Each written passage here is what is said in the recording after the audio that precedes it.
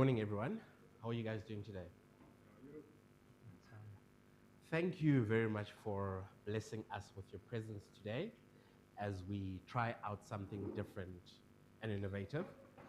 I never knew that this was the first of its kind of a battle of a keynote speech. But I just want to go back into memory lane and just understand the rationale in terms of why I've created and why we are here today specifically. I have recently started a podcast called Coffeewit Kofi. And I'm trying to find different ways and different events on how to do things and to put myself out there, but to also create spaces for other people.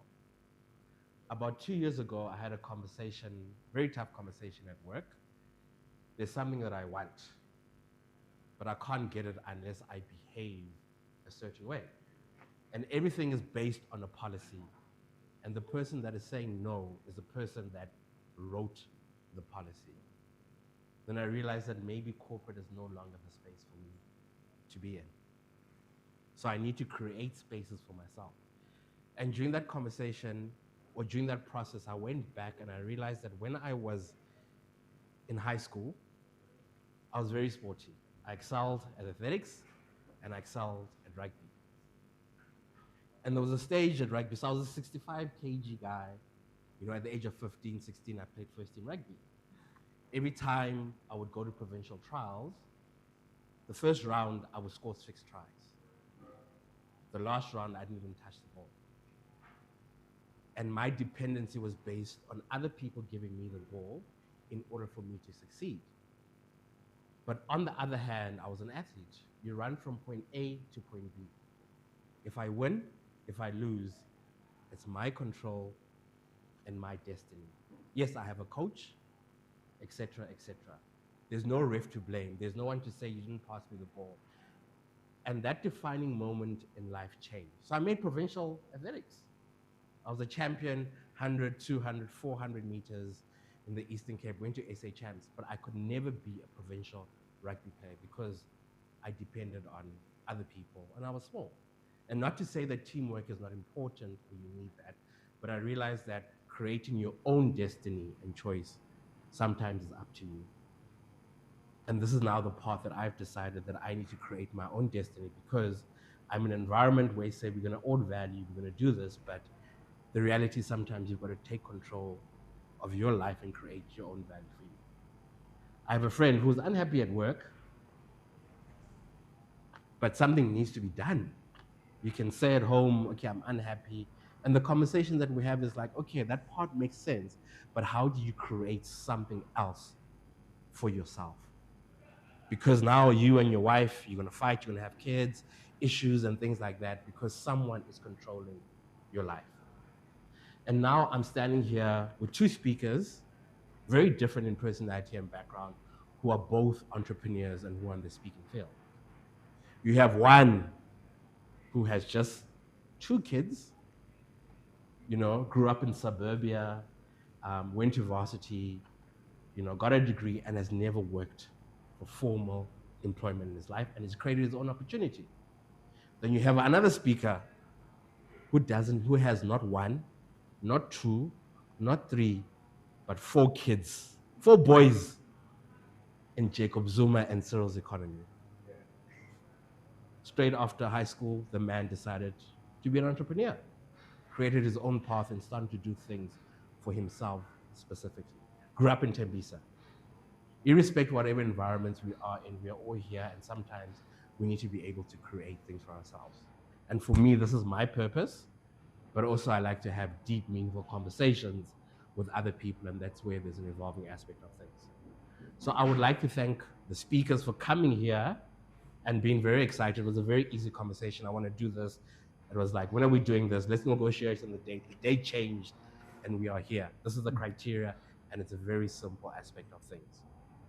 So we're going to have the first time, apparently, a battle of the keynote speakers.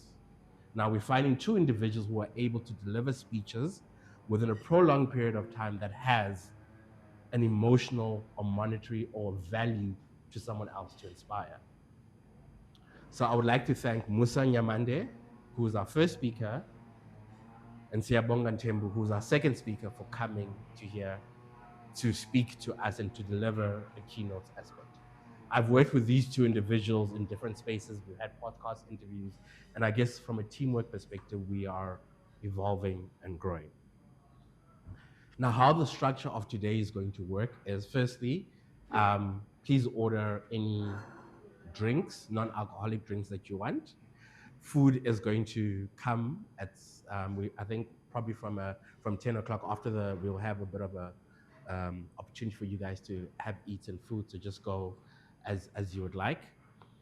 In terms of now identifying who the winner would be for today, we've decided rather let's have a vote. So there'll be a QR code that is going to come through, and you're going to be able to scan and vote for the person that you think or you believe gave the best speech for today. You'll find that on your program, there is a bit of a criteria for you to go through.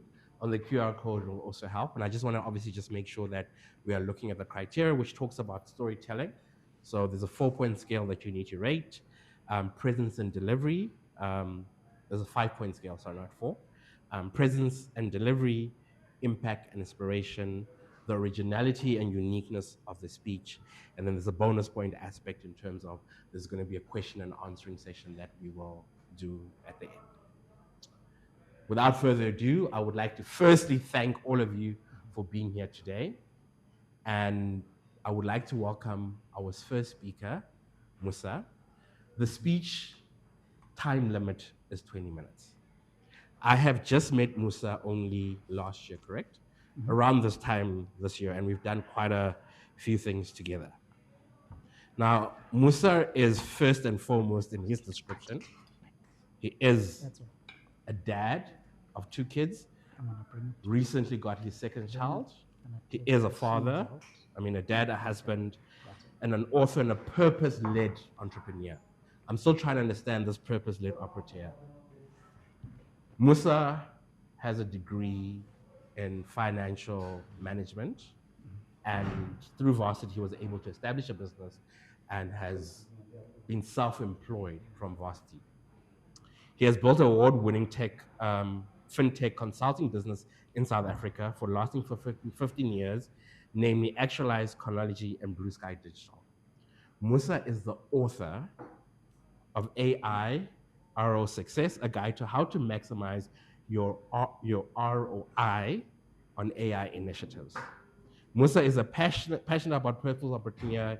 His main mission is to make life convenient for humanity through technology and innovation, so we can actualize our purpose together. I haven't heard this in a very long time. Mosa loves jazz. I don't have any friends who love jazz, but I love that. He plays drums and enjoys being outdoor. Let's please welcome our first speaker to the stage, Mosa Nyamande, speech titled Seeds of Infinity. Can we please welcome Mosa Nyamande to the stage?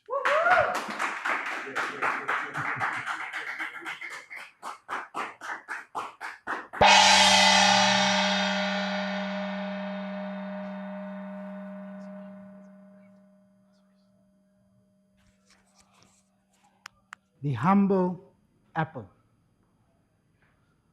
I'm going to ask some people in the room to describe this object that I'm holding in my hand. We'll start with yourself, man. How would you describe this apple that I'm holding in my hand? Very green. Yes. Healthy. Mm-hmm. Acidic too as well. Acidic because of the color. Wonderful. Lisecha, how would you describe this fruit? It's an edible fruit that's some shade of green. I don't know my colors well enough. Yeah. White on the inside, looks tasty, doesn't look sour. Those descriptions match what I'm familiar with. Yet I want to introduce another description, that this holds the model to success, the model to abundance. And we're going to have a conversation about the parallels between this apple and the success of everything that we desire and that we seek in our own life. And to get us going, I'm going to start with the simple question. How many seeds are in this apple? Tari, I'll ask you to give us a guess. 32 seeds. Sia, what's your guess? I think there are 10. 10. Let's have one more guess. How many seeds are in this apple? 4. Okay, quite a broad variety. Fortunately for you, you won't be in suspense for very long because we're going to cut this apple and find out how many seeds are in this apple. So I'll give it to my volunteer, whom we've arranged in advance to cut the apple for us and count the seeds. And then we're going to find out. So she's just cut it. She's going to take a few moments to count the seeds inside. While she's doing that, I want to tell you a bit of a story about what this taught me about success. Here I am as a 20-year-old student at Wits University doing my 3rd year, seeking opportunities, thinking about what growth and success means for me. And fortunately for me, I get the opportunity of a lifetime. German students come to South Africa and they seek to establish a student management consultancy. And I get chosen as one of those students who initiates this organization. As a student learning about life, entrepreneurship, I grab this opportunity with both hands. And I then get exposed to numerous opportunities for growth, development, and exploration. Within 12 months of that opportunity, I am one of the students that's presenting strategy to the board, executive board of BMW South Africa. Within those 12 months, I've delivered a data analysis project where we looked at their intranet and analyzed over 12,000 pages on that intranet. 21 years old. I then started to ask a question about what this means for my broader journey of success. This opportunity that I grabbed with both hands, what is it meaning for me and my personal growth? I started to ask the question of this apple, which is this entrepreneurial opportunity. What seeds are inside it which hold opportunity for me?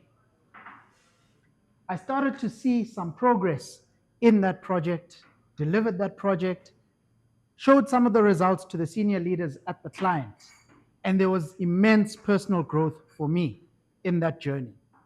So I started to see that the apple, which we saw on the outside, which was this opportunity, had certain seeds inside it which we could count. Now let's go back to our physical apple in the room and see how many seeds are inside the apple. Please let us know. 10. Wow. A round of applause. What a brilliant, brilliant guess. Usually when I've done this experiment, this number of seeds ranges between 4 and 7. I've never seen one with 10 seeds in one apple. There's something that you knew about this apple beforehand. Well done, Sia, for guessing 10. So I'm going to ask you to please hand me one of those seeds. Just one. Thank you very much. Going back to my journey of entrepreneurship, seeking success, I delivered this project as a 21-year-old, gave me access to understanding corporate, and yet also grew a lot in my entrepreneurial experience. And one of the benefits that came from that is that 2 years later, I got another opportunity of a lifetime. This was to establish a professional management consultancy right after I had finished university. Here, we were delivering software development projects for large financial institutions. A lot of the usual suspects, the blue one, the red one, the turquoise one, the green one. And we're developing everything from mobile applications, data analytics solutions, and back-end integrations as well. This is in my early to mid-20s. And the story is starting to come together very nicely. We're seeing that from that one opportunity, there are certain seeds that from there have been planted. And they themselves are starting to show some progress. To help us understand this progress, I want to have a follow-up question to us in the audience. We started with the question of how many seeds are in the apple. Now I want to ask a different question. How many apples are in the seed? I'd like to invite some guesses. Lisich, I'll put you on the spot. How many apples are in the seed? I feel enlightened now. I guess infinite possibilities. Infinite possibilities. Wonderful. Let's have another view. I like that one. How many apples are in the seed? Maybe 20 to 30. Let's do a small exercise given what I now know about apples and the seeds. This seed can produce an entire apple tree from one seed. If you nurture it, cultivate it, it turns into an entire apple tree. Once that tree is mature, it can produce 100 apples in a season. One seed, one tree, 100 apples in one season. The life of an apple tree can span up to 100 years. Therefore, season after season, we can start with 100, maybe have 100 in the year after that, and that cycle can continue for up to 100 years. Therefore, from this single seed, we can get 100 times 100, that's 10,000 apples from this single seed. And guess what? This isn't the only seed we found in that apple. We can multiply that by 10 and find that this single apple can produce 100,000 apples. This was my experience in my journey of entrepreneurship. What I thought was finite, say I'm going to get this entrepreneurial opportunity, I'll learn these skills, make a bit of money, which doesn't hurt, and grow myself. I was pleasantly surprised by the abundant number of opportunities that flowed just from that. The people I had met, the travel opportunities that I got access to, and the personal growth and skills that I developed for myself greatly exceeded every expectation that I had. Think about it in your sense.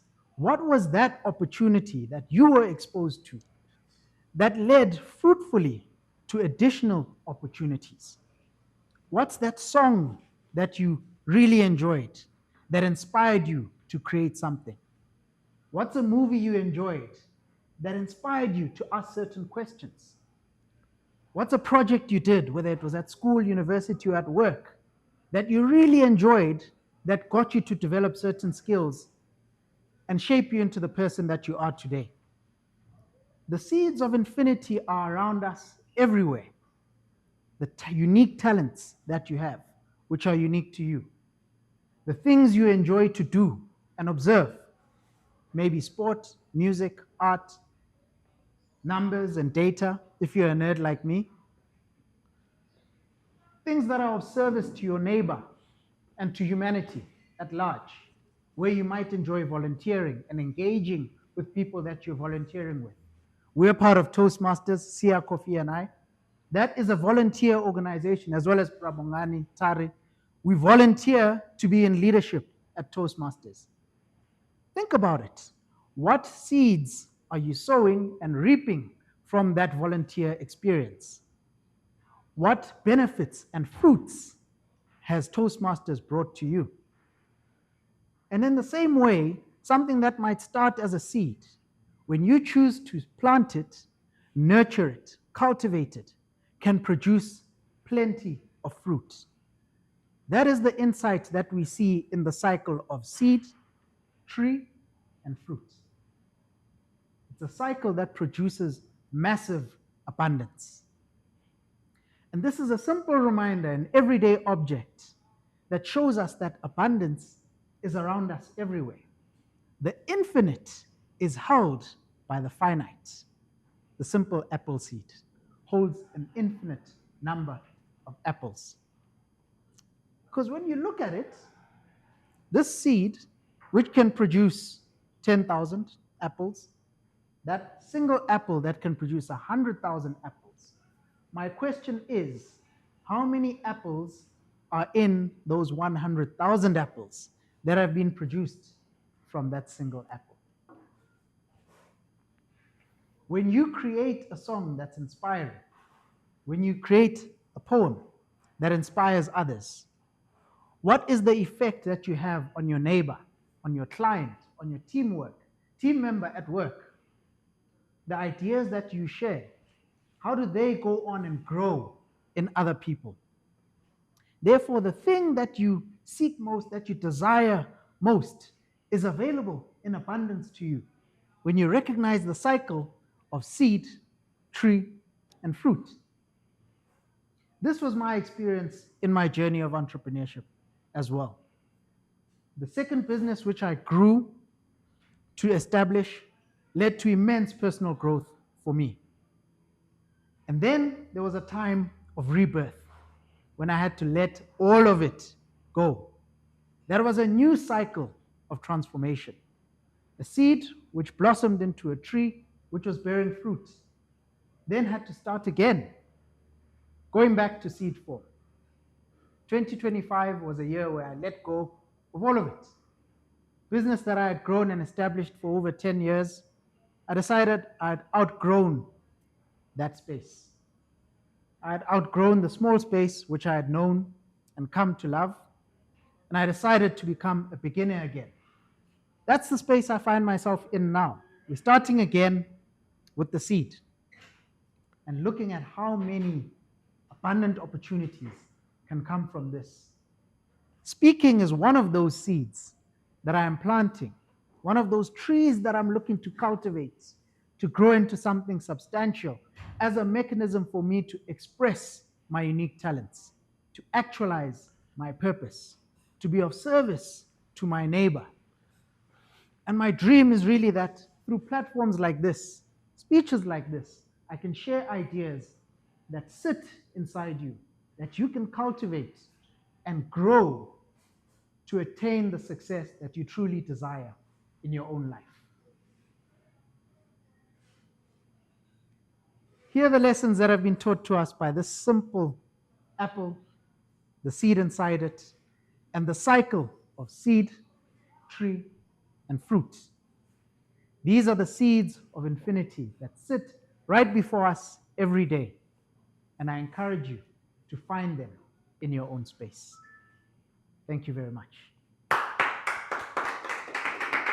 Thank you very much, Mr. Mosa Nyamande, on that amazing speech, Seeds of Infinity. So now we're going to move on to our next speaker, Siyabonga Mthembu. Siyabonga Mthembu is a father of not one, not two, not three, but Yeah. 4 boys. Yeah. Huh? In Jacob Zuma and Cyril's economy. And he's not even 40 years old. So there's a possibility of a fifth. But Siyabonga is a father, a husband. He is a keynote speaker. I'm just going to read and see everything that this man has put here. He's a keynote speaker, a sales coach, a facilitator, and he focuses on sales and coaching people. He's also a visionary board coach. He is also an author, and he has come with one of his books speaking around unemployment in South Africa. I've interviewed him, and he has a few challenging perspectives around that. But I'd like to welcome Siyabonga to come and give his speech, Rising from Unemployment. And I think I missed something in the title, 4IR, right? No, shifting my mindset shift to 4IR. Mindset shift to 4IR. So let's please welcome Siyabonga Mthembu to the stage.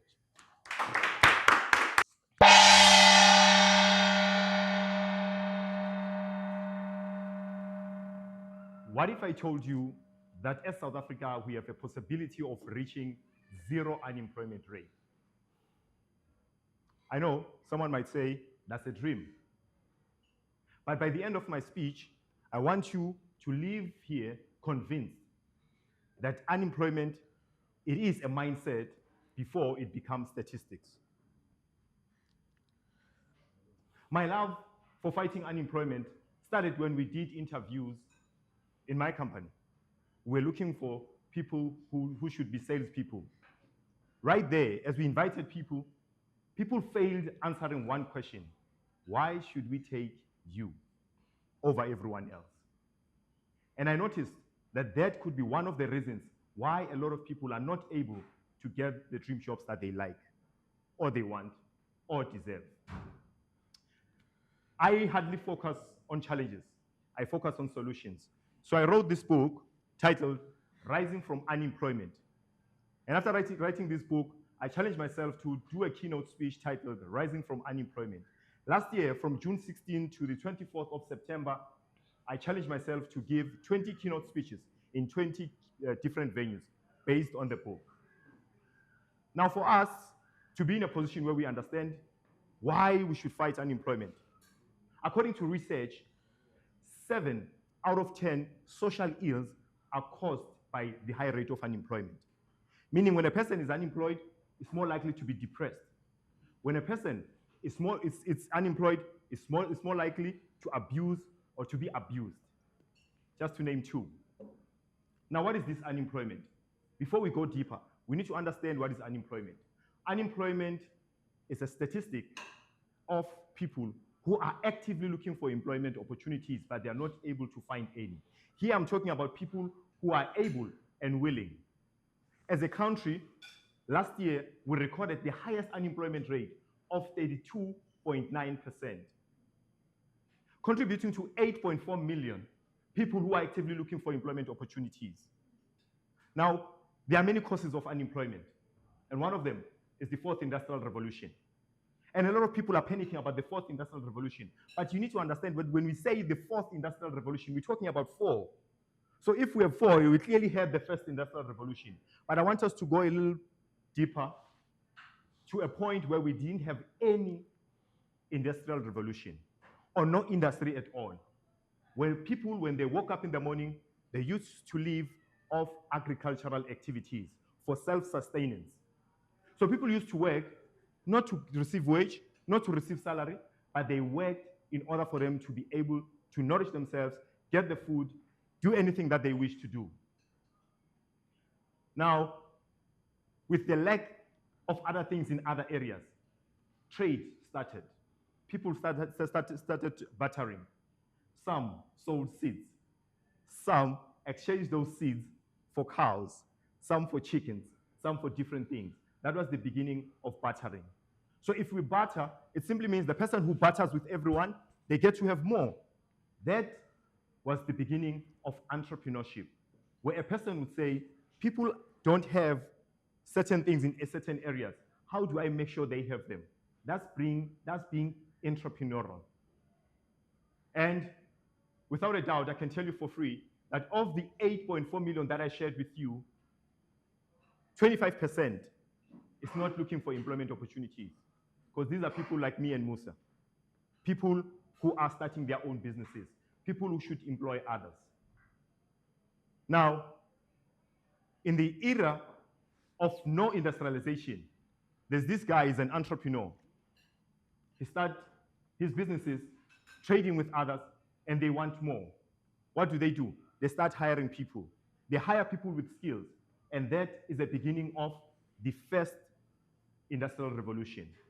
And in the first industrial revolution, it simply means people needed to have skills in order for them to have an opportunity to participate in the job market.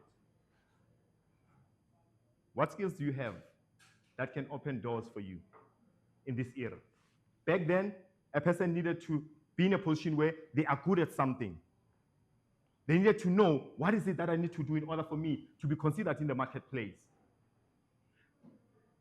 What replaced people, though, in the first industrial revolution is the fact that that was the era where we started experiencing the steam engine. The first engine that was ever created. It started becoming a challenge for people who have skills, but only skills. That simply means an engine would do things faster than a person would.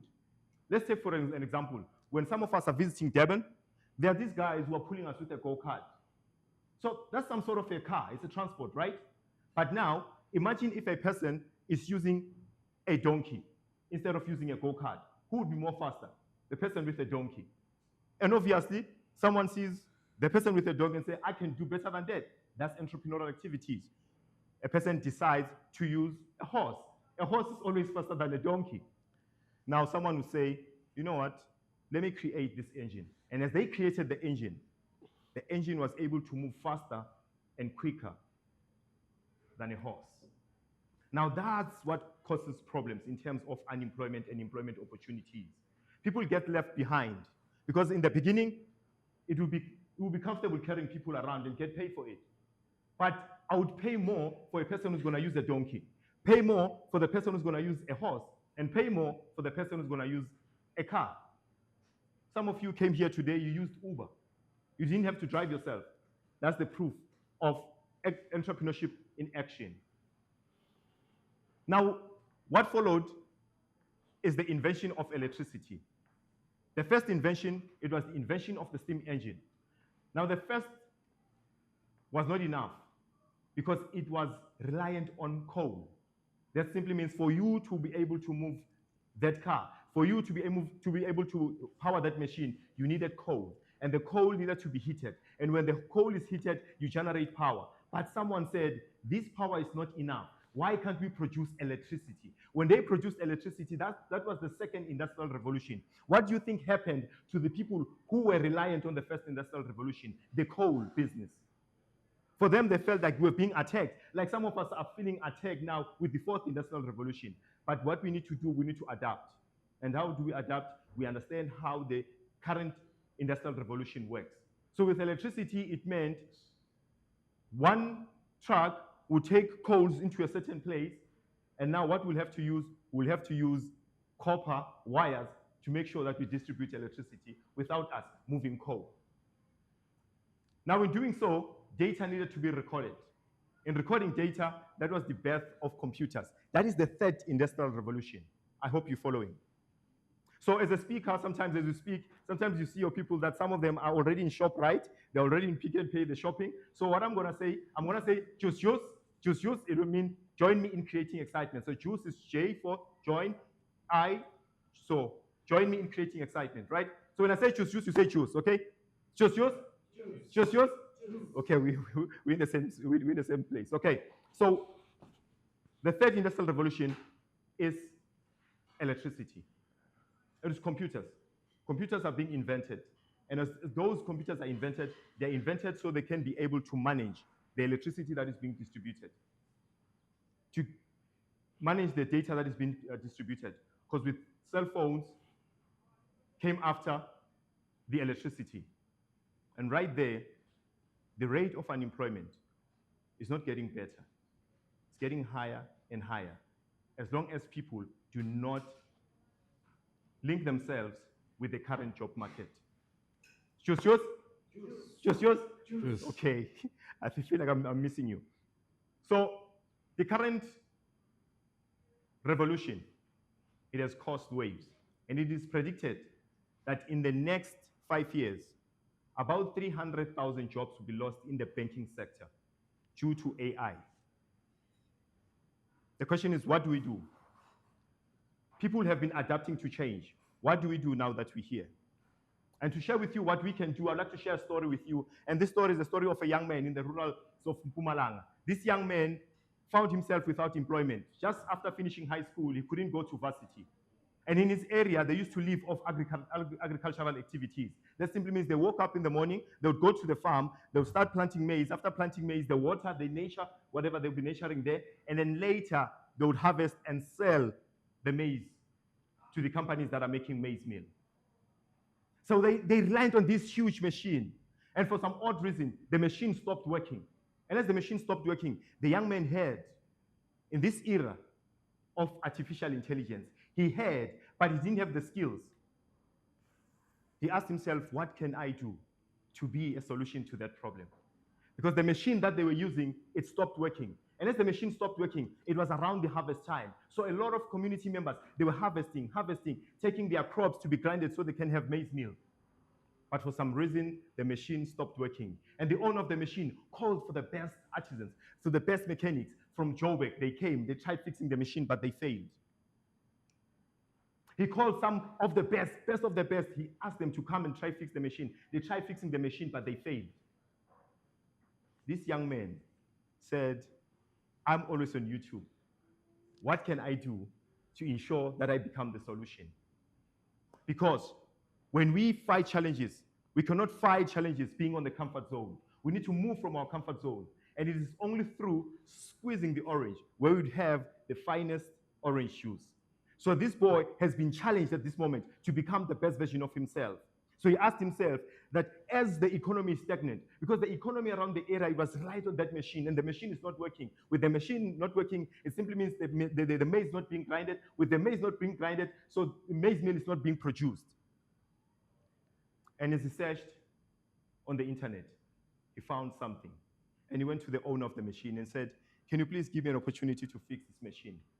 The owner said, no, you will break it even worse. I've invited the best mechanics to come and try fix this machine, but they failed. What makes you think that you can fix this machine while those who are qualified have failed to fix the machine? He said, I'm asking for just one opportunity, just to fix the machine. And he said, no. The boy went back home. And as he sat there, he understood that consistency, it's not all about perfection. It's about trying over and over and over again. And he said, I'm going to try one more time. And he went to him and he said, my good sir, can you please give me the opportunity to fix this machine? I have the solution. He said, you know what? You annoy me. Take your chance. And the young boy asked that the machine, they turn it on. So they turned on the machine. He listened very carefully. And as he listened, he could hear the sound that the machine was making. And from the lessons that he has acquired from YouTube, he detected the problem. And he turned a screw. And after turning a screw, he said, my good sir, can you please ask one of your guys to switch on the machine? They went on and they switched on the machine. After a few seconds, the machine started working. And the owner was surprised, was like, how is that possible?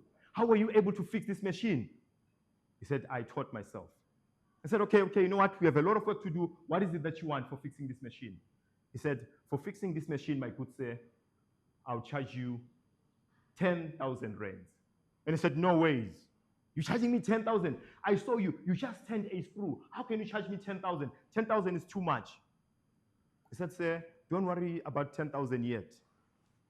After paying me 10,000, you'll have to acquire me to work for this company and be the only person who's taking care of this machine. The owner said, you know what? I don't have a problem with that, but I have a problem with 10,000. Why are you charging me 10,000? He said, I'm not charging you 10,000 for fixing the machine. I'm charging you 10,000 for turning the screw because it's broken into these two segments. One, it's 1 rand for turning the screw, but I'm charging you 9,999 for knowing which screw to turn. The owner of the machine had no choice but to acquire the boy. Because for turning the screw, it was only 1 rand.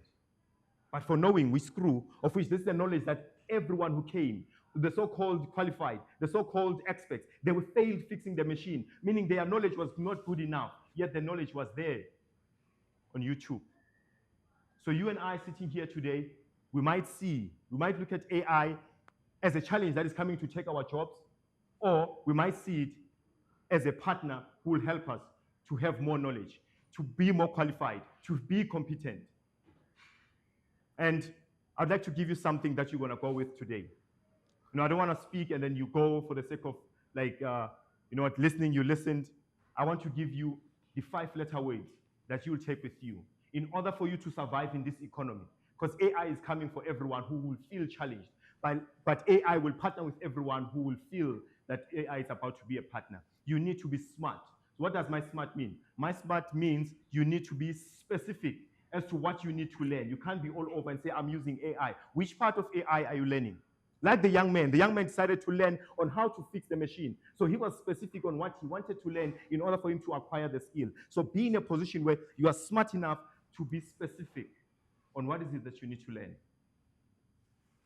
Number 2, which is M, you need to market yourself. marketing yourself is not only limited to entrepreneurs.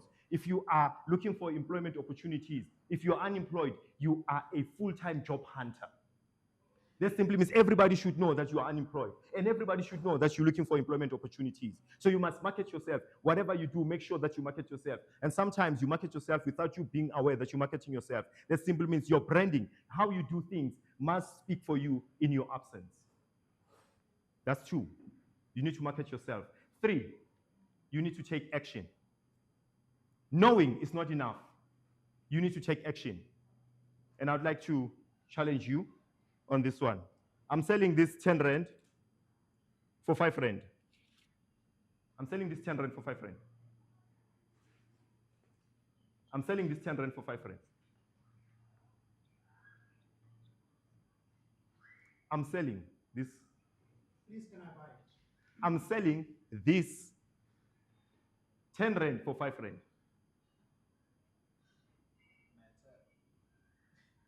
You can tap afterwards.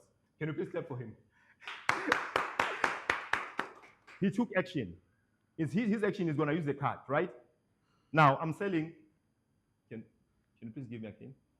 I'm selling this 20 rand for 10 rand. That's intention. You need to buy. He bought it, right? So what you see here is 200 rand. And I'm not stupid. I'm not going to sell it. Thank you so much. So as we go forward, as we move forward, action. You need to take action. An ounce of action is better than it's like tons and tons of thousands of intention. You can have good intentions, but if you're not taking action, you're not going anywhere. And the last one, the other one, it's R. You need to be realistic. There are certain things that we say we want in life, but we are not realistic. We are not able to go up there and get all those things. So we need to be realistic at what we do. And the last one, be transformative. So this is a smart package that I give to you guys. This is a smart package that I say it will help us to fight unemployment. And in closing, I promised you that if we can work together, we can reach 0 unemployment rate. As I indicated, of the 8.4 million people, probably a quarter, which is 25%, is not looking for employment opportunities.